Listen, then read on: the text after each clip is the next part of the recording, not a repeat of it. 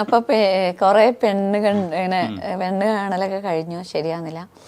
അപ്പൊ ഒരു കാര്യം ചെയ്യാം, നമുക്ക് കല്യാണം കഴിച്ചാൽ കുഴപ്പമില്ലല്ലോ, എന്തായാലും ഒത്തിരി എന്നെ പോലെ ഒരു ഇതല്ല, കുറച്ച് ആടാണ്. എന്നാലും ഇപ്പൊ കല്യാണം ഇപ്പൊ എന്തായാലും 1-2 വർഷം കഴിഞ്ഞാൽ കഴിക്കണല്ലോ. പക്ഷെ ഇത്രയും കരുത്തുള്ള ഒരാളുടെ അടുത്ത് അന്ന് ഇത്രയും കരുത്തുണ്ടോ? ഇല്ല അന്ന് ഞാൻ വയനാടുകാരിയായിരുന്നു. അതെ, വയനാടുകാരിയായിരുന്നു എന്ന് മാത്രല്ല, ഈ ഒരു ഇൻസിഡന്റ്, ഈ ഒരു പഠിപ്പ് മുടങ്ങിയതിന് ശേഷം ഞാൻ ഫുള്ളി ഡള്ളായിട്ടിരിക്കുന്ന ഒരാളാണ്. എന്നെ ഒരാൾ വന്ന് വെറുതെ ഒന്ന് നോക്കിയാൽ കരയുന്നുള്ള അവസ്ഥയിലായിരുന്നു ഞാൻ. അത് ഭയങ്കര ഇതായിരുന്നു. അതായത് നമ്മുടെ പ്രതീക്ഷ പോയിട്ടുള്ള ഒരു, പിന്നെ ഇനി എന്ത് എന്നുള്ളത് അറിയാത്തൊരു അതല്ലേ. അപ്പം ഞാൻ അങ്ങനത്തെ ഒരു അവസ്ഥയില്ല. അതുകൊണ്ട് ആൾക്ക് പറയുന്നതിന് ഒരു പേടി ഉണ്ടായില്ല.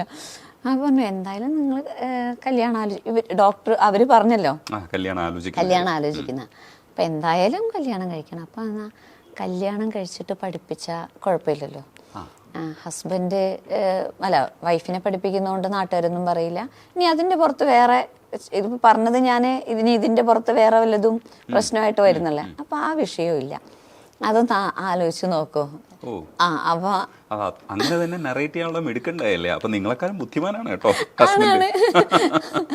എല്ലാവരും പറയും ഭയങ്കര മിടുക്ക് ഞാനാണ്, പക്ഷെ ഞാൻ കണ്ടതില്ല എന്നേക്കാണ്. പക്ഷെ നമ്മളെന്താന്ന് 5 മിനിറ്റ് കൊണ്ട് ഒരാൾക്ക് മനസ്സിലാവും. പക്ഷെ ഇദ്ദേഹത്തിനൊക്കെ ഒന്ന് അറിഞ്ഞു വരുമ്പോ കുറച്ച് സമയം പിടിക്കാതെ. അപ്പൊ അങ്ങനെ പറഞ്ഞിട്ട് പോയി, വണ്ടി എടുത്ത് പെട്ടെന്ന് പോയി. ഞാൻ എന്റെ മറുപടി കേൾക്കാൻ ഒന്നിനും നിന്നില്ല.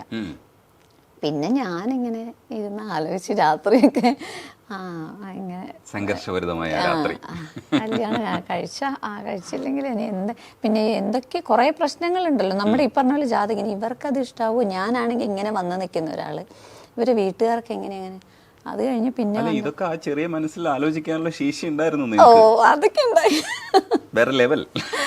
അതായത് നമ്മുടെ നാട്ടിൽ അറിയാലോ, ഒരു കല്യാണം വരുമ്പോ എന്തൊക്കെ, ഒന്ന് ജാതി മതം, അത് പിന്നെ അത് കഴിഞ്ഞ സാമ്പത്തികം, പിന്നെ കുടുംബ പാരമ്പര്യം, ഇങ്ങനെ കുറേ ഘടകങ്ങൾ ഇങ്ങനെ നിരത്തിയിട്ടുള്ള കാര്യങ്ങളാണല്ലോ.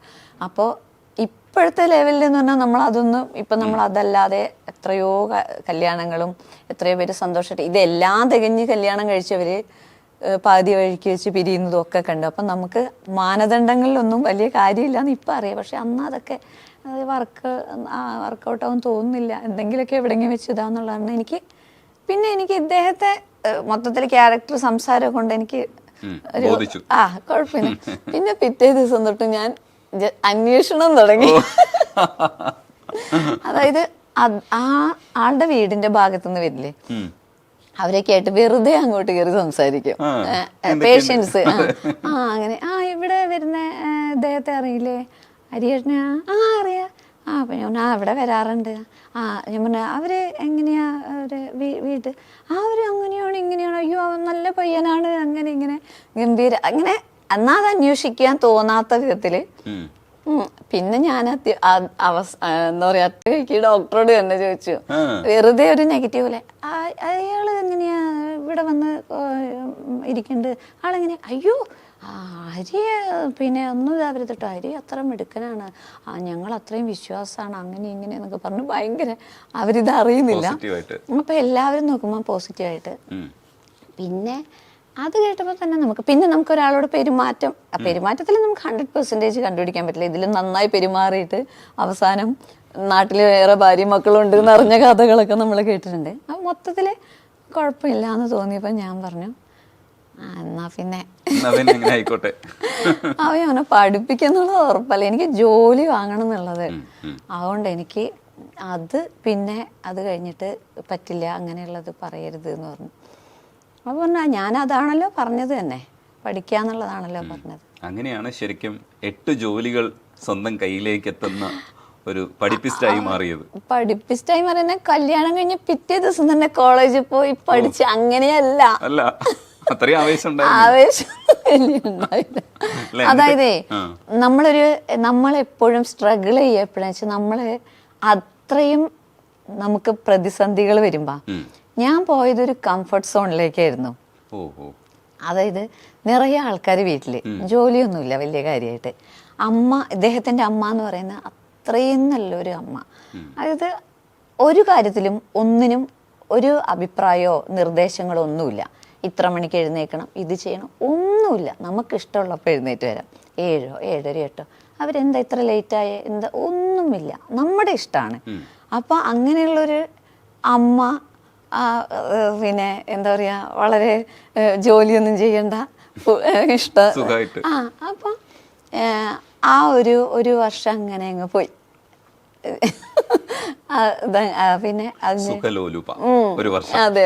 എന്നാൽ പോലും നമുക്ക് എപ്പോഴും ഉള്ളിൽ ഈ ഒരു വീട്ടുകാരുടെ ആ ഒരു ഇത് നമുക്ക് എപ്പോഴും, അതായത് ഇവിടെ എത്ര സന്തോഷമായിട്ടാണെങ്കിലും നമുക്ക് അവരെ ആലോചിക്കുമ്പോൾ എപ്പോഴും ഒരു നമ്മളൊരു സംതൃപ്തിയിലാവണമെങ്കിൽ, നമുക്കൊരു സന്തോഷം വരണമെങ്കിൽ ഇവരും കൂടെ സന്തോഷത്തിൽ ഇരിക്കണമല്ലോ.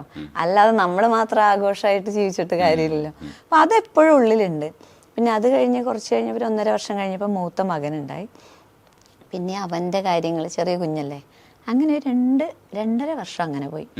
അപ്പം പിന്നെ എനിക്കിങ്ങനെ തോന്നി, ഞാൻ കുറേ ലക്ഷ്യങ്ങൾ, കുറേ സംഭവങ്ങളൊക്കെ വിചാരിച്ച വന്ന് ഞാൻ നോക്കുമ്പോൾ ഇങ്ങനെ തന്നെ ലൈഫ് ഇങ്ങനെ പോകുന്ന പോലേക്ക്, അതായത് നമ്മൾ ഉദ്ദേശിച്ച പോലെയൊന്നും ഇതായില്ല. പഠിക്കാൻ വന്നിട്ട് പഠിക്കാന്ന് പറഞ്ഞ് കല്യാണം കഴിഞ്ഞിട്ട് ഞാൻ പറയണ്ടേ എന്നാ പഠിപ്പിക്കാൻ, അന്നാ അതും ഉണ്ടായില്ല. പിന്നെ മോനുണ്ടായപ്പോൾ ശ്രദ്ധ, മോൻ്റെ ഒരു കാര്യവും അവനുള്ളതായി പ്രിഫറൻസ്. പിന്നെ എനിക്ക് തോന്നി ഇങ്ങനെ പോയത് ഇങ്ങനെ പോയിക്കൊണ്ടിരിക്കും, ഇത് ഈ ഒരു രീതിയിലല്ലേ പോകാനല്ലല്ലോ എന്ന്. അപ്പോൾ പിന്നെ PG, അതായത് പോസ്റ്റ് ഗ്രാജുവേഷൻ എന്നുള്ളതൊക്കെ അങ്ങ് മാറ്റി വെച്ചിട്ട് ജോലിക്ക് വേണ്ടിയുള്ളത്, എന്തായാലും നമ്മുടെ ലക്ഷ്യം ജോലിയാണ്.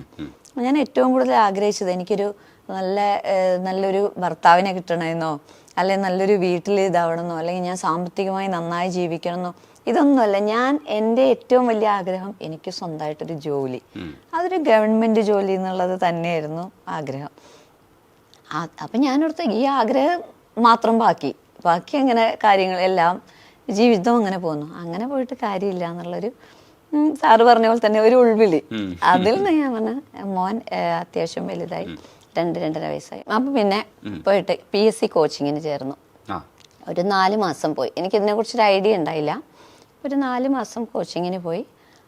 അതിനുശേഷം ഞങ്ങൾ കുറച്ച് 5-6 പേര് കമ്പൈൻ സ്റ്റഡി, അവിടെ ഉണ്ടായിരുന്ന എല്ലാവരും ഇതേപോലെ കല്യാണം കഴിഞ്ഞ് മക്കളൊക്കെ ആയതിനു ശേഷം ബോധോദയം വന്നിട്ട് തിരിച്ചറിവ്. അതെ, അങ്ങനെ പിന്നെ പഠിച്ചു. അപ്പോൾ അതിൽ തന്നെ നമുക്ക് ലിസ്റ്റിൽ ആദ്യം 1-2 എക്സാമ്പിളൊന്നും വന്നില്ല, പിന്നെ വരുന്നതിലൊക്കെ വന്നു തുടങ്ങി. ലിസ്റ്റിൽ വന്നു തുടങ്ങി. അതായത് തൊട്ടടുത്തല്ല, അങ്ങനെ നോക്കി കുറേ എണ്ണം പോകും അതിൽ. പിന്നെ കണ്ടക്ടറായിട്ട് വന്നത് ഫസ്റ്റ് ഒന്ന് വന്നിരുന്നു കണ്ടക്ടറായിട്ട്. അത് പ്രഗ്നൻസി പീരീഡിലായിരുന്നു. അതങ്ങനെ ഒരു പ്രിപ്പയർഡായിട്ട് എഴുതിയ എക്സാം അല്ല, എന്നാലും കണ്ടക്ടർ ലിസ്റ്റ് കുറച്ച് പേര് അധികം എടുക്കുന്ന ഒരു ഇതിലായതുകൊണ്ട് വന്നു. അത് വയനാടാണ് വിളിച്ചത്. അപ്പോൾ എനിക്ക് പോകാൻ പറ്റിയൊരു ഇതായിരുന്നില്ല, അങ്ങനെ അത് ഒഴിവായി. അപ്പോൾ അതിൻ്റെ ഒരു വിഷമം വേറെയുണ്ട്.